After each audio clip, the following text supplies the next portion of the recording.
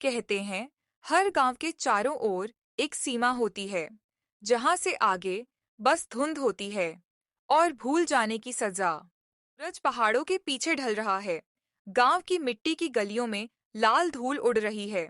बच्चे दौड़ते भागते घर लौट रहे हैं और दूर से मंदिर की घंटी बजने की आवाज आती है। हवा में ठंडक है और आसमान के नीचे फैला है गांव की सीमा के उस पार। लोग उसकी ओर नहीं देखते, जैसे वहां देखना भी मना हो। जल रहा है। राहुल लकड़ी का संदूक बंद कर रहा है। उसकी माँ गौरी चूल्हे पर रोटियां सेक रही है। राहुल, तू फिर उस जंगल के पास मत जाना बेटा। कल ही तो बंसी की गाय वहां गई थी, लौट के नहीं आई। अरे माँ, वो जंगल है, कोई राक्षस नहीं। गाय किसी खड्ड में गिरी होगी। मैं देख आऊंगा। नहीं बेटा, वहां हवा साफ नहीं। तेरे बाबा कहते थे धुंध के उस पार कोई और सांस लेता है।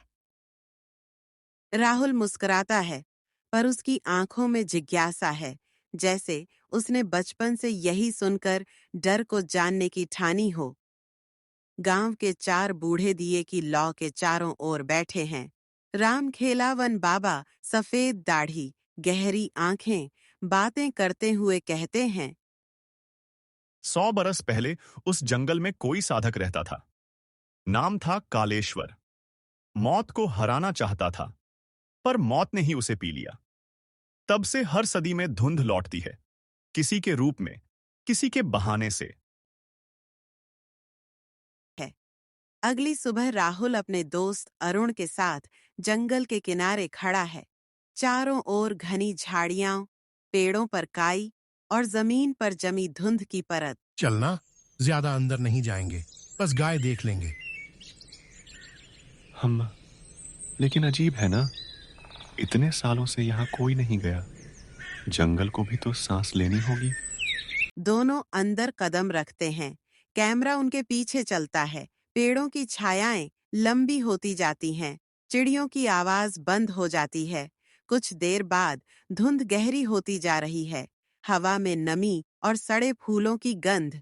पेड़ों पर पुराने ताबीज लटक रहे हैं, जिन पर धूल और राख जमी है। अरे, ये तो किसी मंदिर की लगती है। जैसे ही वह चेन उठाता है, हवा बदल जाती है। एक ठंडी सरसराहट, जैसे कोई पास से गुजरा हो। राहुल, चल वापस चलते हैं। अभी नहीं, देखना तो पड़ेगा। ये सब है क्या? कैमरा उनके चेहरों पर झूम करता है। धुंध और बढ़ती है। वही समय गौरी अचानक जाग उठती है। चूल्हे की लौ बुझ गई है। वह बाहर भागती है। आसमान पर बादल और हवा में सफेद धुआं। दूर कहीं जंगल की दिशा में एक कमजोर घंटी बजती है, जैसे मंदिर नहीं, कोई भूल याद दिला रही हो। अब सूरज ढल चुका है। राहुल और अरुण रास्ता खो चुके हैं। राहुल, कुछ दिखता क्यों नहीं? ये धुंध बढ़ती ही जा रही है। शायद किसी ने इसे रोका ही नहीं। अचानक पेड़ के पीछे से एक आवाज आती है। कौन है वहां?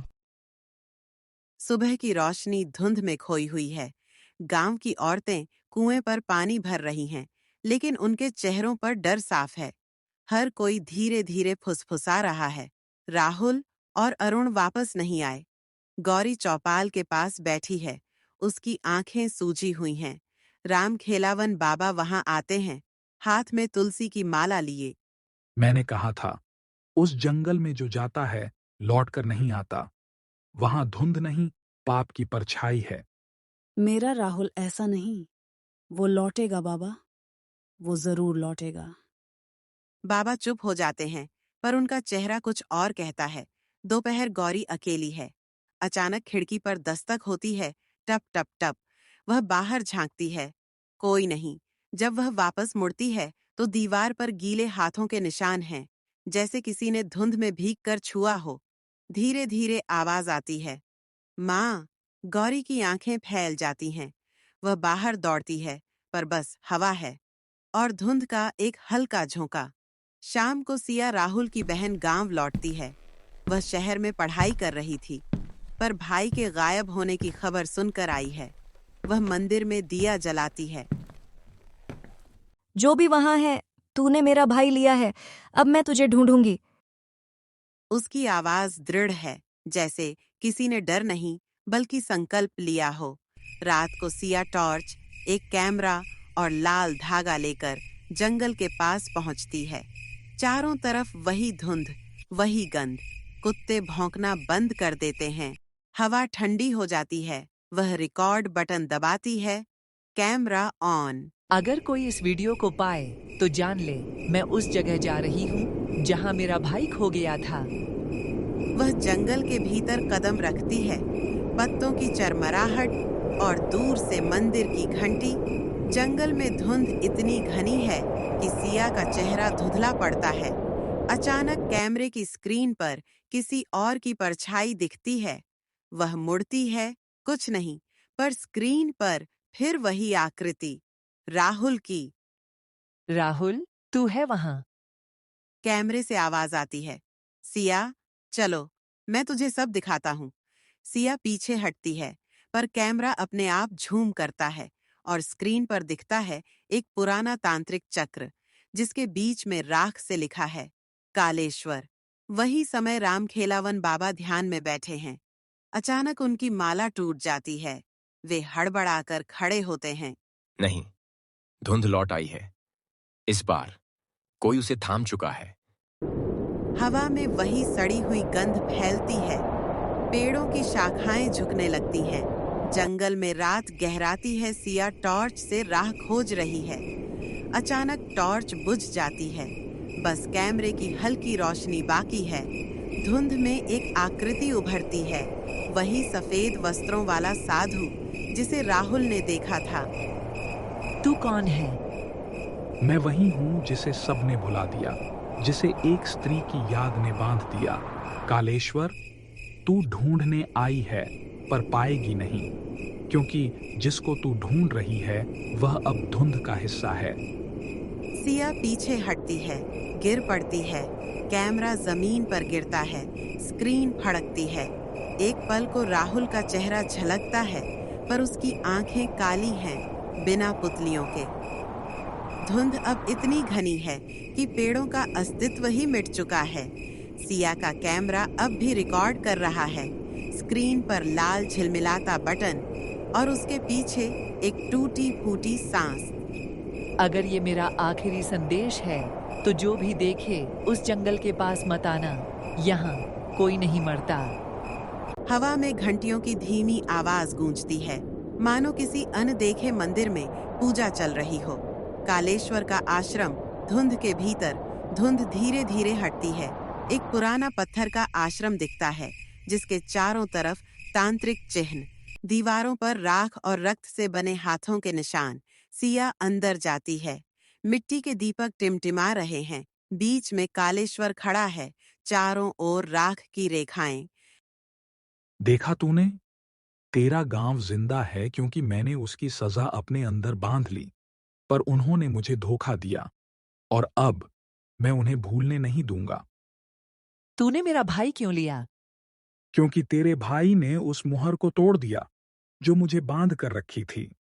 धीरे धीरे राख के घेरे से राहुल निकलता है, पर अब वो इंसान नहीं।